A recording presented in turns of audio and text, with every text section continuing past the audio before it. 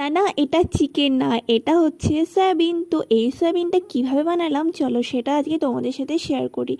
আর এই সয়াবিনের রেসিপিটা একবার খেলে তো বারবার খেতে ইচ্ছা করবে। চলো কিভাবে বানালাম সেটা তোমাদের সাথে শেয়ার করি। প্রথমেই সয়াবিনগুলোকে আমি ভালো করে সেদ্ধ করে নিয়েছি, আর সেদ্ধ করে খুব ভালো করে জলটা নিগড়ে রেখে দিয়েছি। আর তারপরে একটা মিক্সির জারে আমি কিছু ড্রাই ফ্রুটস নিয়ে নিয়েছি, যার মধ্যে ছিল কাজু বাদাম, ছিল কিশমিশ, আর ছিল আমন্ড বাদাম। ওটাকে ভালো করে পেস্ট করে রেখে দিয়েছি সাইডে।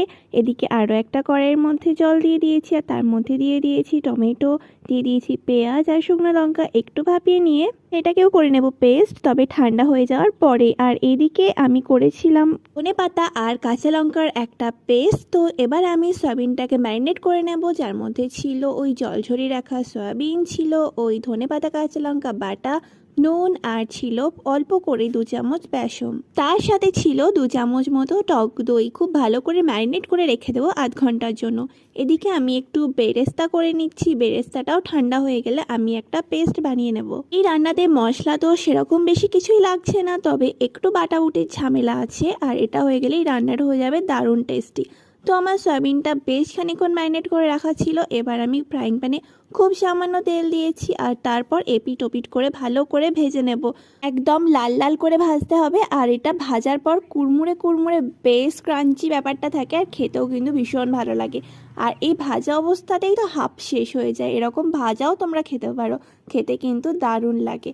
যাই হোক, সয়াবিন ভাজা তো কমপ্লিট। এবার আমি ফ্রাইং প্যানে দিয়ে দিয়েছি খুব সামান্য চিনি, তার সাথে একটা শুকনো লঙ্কা, আর দিয়ে দিয়েছি একটা তেজপাতা।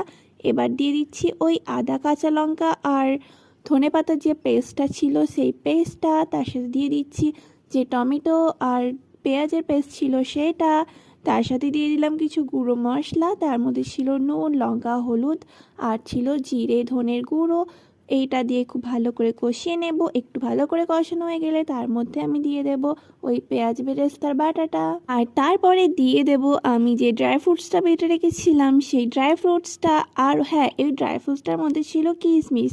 আমি বলেছি কিনা আমার খেয়াল নেই, যাই হোক বলে দিলাম, ওর মধ্যে ছিল কিশমিশ। দিয়ে খুব ভালো করে খানিকক্ষণ মিক্স করে দিয়ে দেবো পরিমাণ মতো জল। ওটা জলই ছিল, আমি ওই মশলার বাটিগুলো ধুয়ে জলটা দিয়ে দিয়েছিলাম। খানিকক্ষণ গ্রেভিটা ফুটে আসলে তার মধ্যে দিয়ে দেবো ভেজে রাখা সয়াবিনগুলো, আর সব শেষে দিয়ে দেবো কুচিয়ে রাখা ধনেপাতা। ব্যাস, আর কিছুই না। খুব ভালো করে মিক্স করে নামিয়ে নিলে রেডি আজকে আমাদের এই সুন্দর দুর্দান্ত সয়াবিনের রেসিপিটা। দেখতে তো দারুণ লাগছে, আর খেতেও হয়েছিল কিন্তু ভীষণ সুন্দর। ভাত, রুটি, লুচি সবের সাথেই একদম ফাটাফাটি চলে যাবে। তো আজকের রেসিপিটা কেমন লাগলো অবশ্যই জানিও। দেখা হচ্ছে নেক্সট ভিডিওতে।